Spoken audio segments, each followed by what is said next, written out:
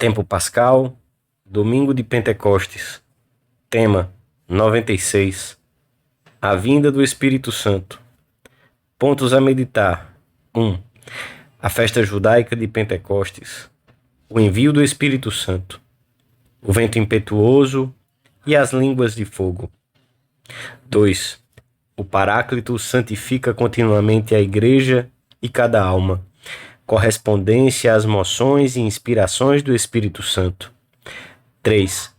Correspondência, docilidade, vida de oração, união com a cruz.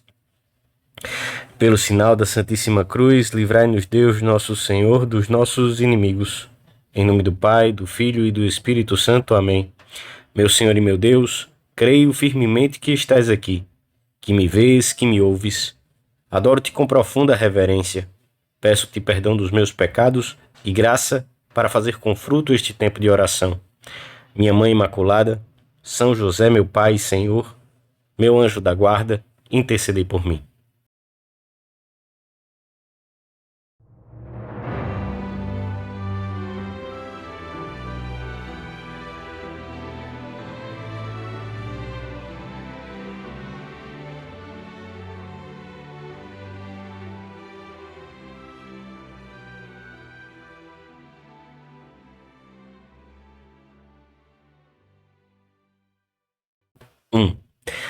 O amor de Deus foi derramado em nossos corações pelo Espírito Santo que habita em nós. Aleluia.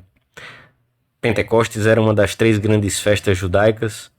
Muitos israelitas iam nesses dias em peregrinação a Jerusalém para adorar a Deus no templo.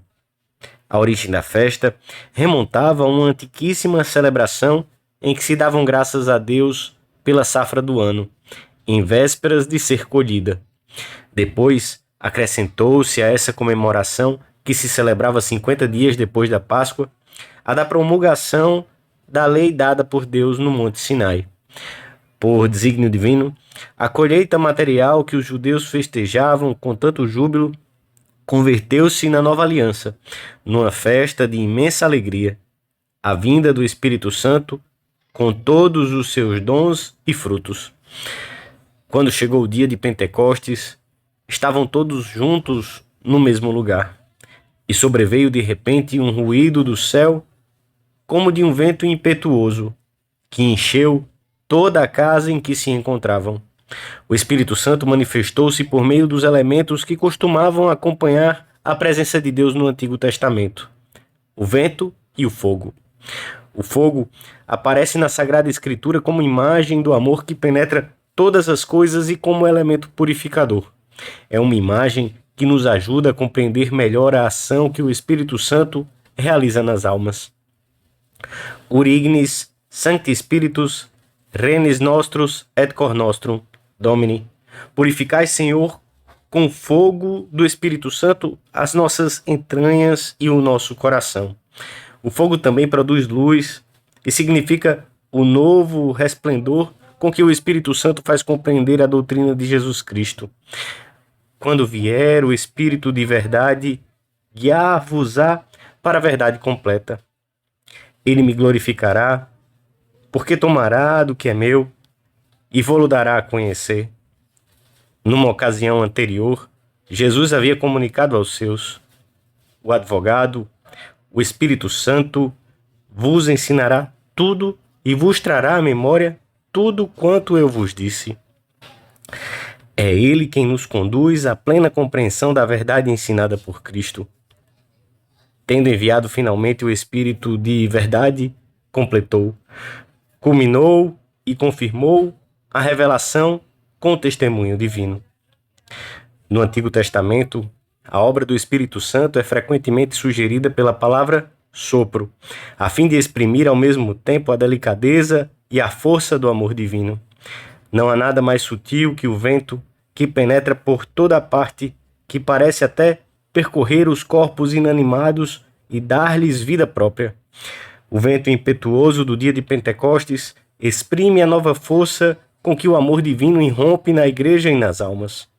São Pedro, diante da multidão de pessoas, que se encontravam nas imediações do cenáculo, fez-lhes ver que estava cumprindo o que fora anunciado pelos profetas. E sucederá nos últimos dias, diz Deus, que derramarei o meu espírito sobre toda a carne. Os que receberem a efusão do espírito não serão já uns poucos privilegiados, como os companheiros de Moisés ou como os profetas, mas todos os homens, na medida em que se abrirem a Cristo. A ação do Espírito Santo deve ter produzido tal assombro nos discípulos e nos que os escutavam, que todos estavam fora de si, cheios de amor e de alegria.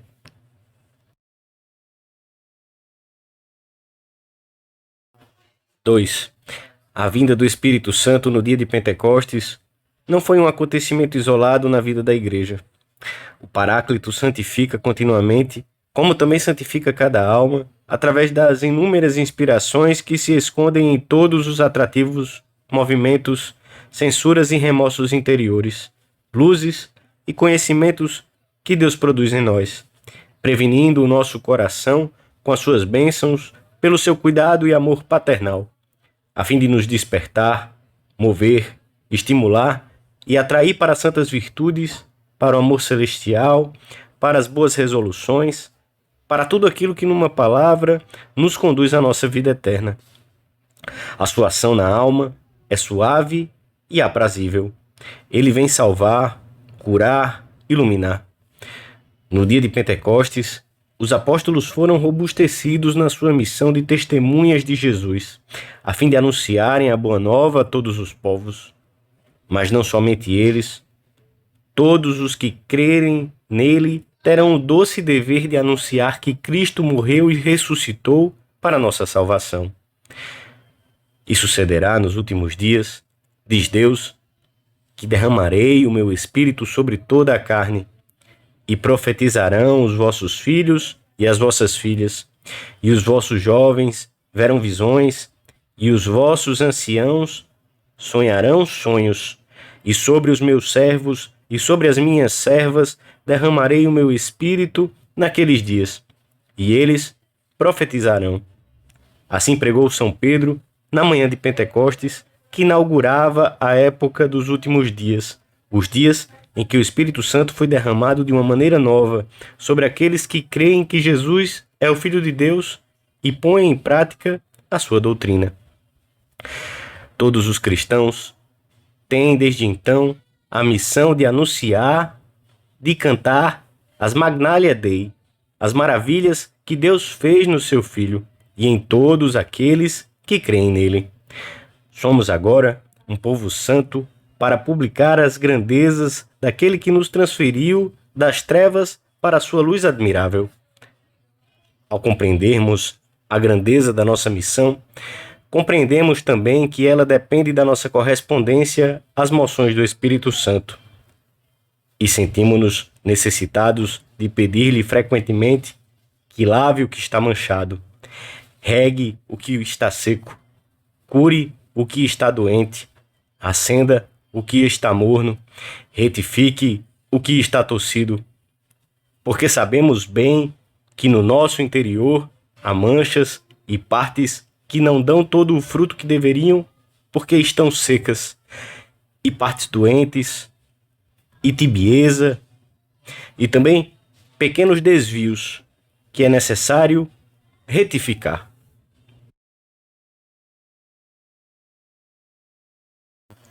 Três.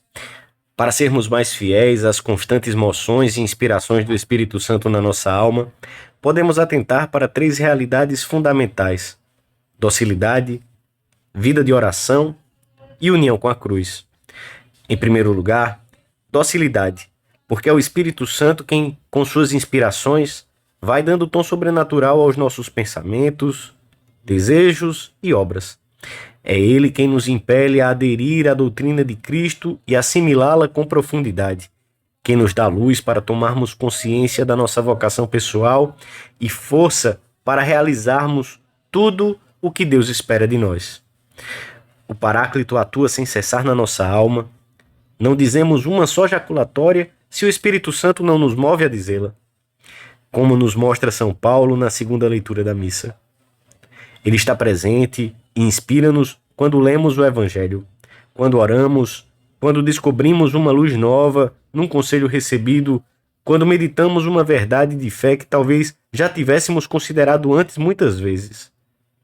Percebemos que essa luz não depende da nossa vontade, não é coisa nossa, mas de Deus. É o Espírito Santo quem nos move suavemente a abeirar-nos do sacramento da penitência, a levantar o coração a Deus num momento inesperado, a realizar uma boa obra. É Ele quem nos sugere um pequeno sacrifício ou nos faz encontrar a palavra adequada que anima uma pessoa a ser melhor. Vida de oração, porque a entrega, a obediência, a mansidão do cristão nascem do amor e para o amor se orientam. E o amor leva a vida de relação, a conversa assídua. A vida cristã requer um diálogo constante com Deus uno e trino. E é a essa intimidade que o Espírito Santo nos conduz. Acostumemo-nos a procurar o convívio com o Espírito Santo, que é quem nos há de santificar, a confiar nele, a pedir a sua ajuda, a senti-lo perto de nós. Assim se irá dilatando o nosso pobre coração. Teremos mais ânsias de amar a Deus e por ele a todas as criaturas. União com a cruz, porque na vida de Cristo o Calvário precedeu a ressurreição e o Pentecostes. E esse mesmo processo se deve reproduzir na vida de cada cristão. O Espírito Santo é fruto da cruz, da entrega total a Deus, da procura exclusiva da sua glória e da completa renúncia a nós mesmos. Podemos terminar nossa oração fazendo nossas as súplicas contidas no hino que se canta na sequência da missa deste dia de Pentecostes. Vinde, Espírito Santo, e enviai do céu um raio da vossa luz. Vinde, Pai dos pobres. Vinde, dador de graças. Vinde, luz dos corações, consolo ótimo, doce hóspede da alma, doce refrigério, vinde. Vós sois descanso no trabalho, na aflição remanso, no pranto consolo. Ó Luz Santíssima, enchei o mais íntimo do coração dos vossos fiéis. Dai aos vossos fiéis que em vós confiam os vossos 7 dons. Dai-lhes o mérito da virtude, dai-lhes o porto da salvação, dai-lhes a eterna alegria. Para chegarmos a um convívio mais íntimo com o Espírito Santo, nada tão eficaz como aproximar-nos de Santa Maria, que soube secundar como ninguém as inspirações do Espírito Santo. Os apóstolos, antes do dia de Pentecostes, perseveravam unânimes na oração, com algumas mulheres e com Maria, a mãe de Jesus. Dou-te graças, meu Deus, pelos bons propósitos, afetos e inspirações que me comunicaste nesta meditação.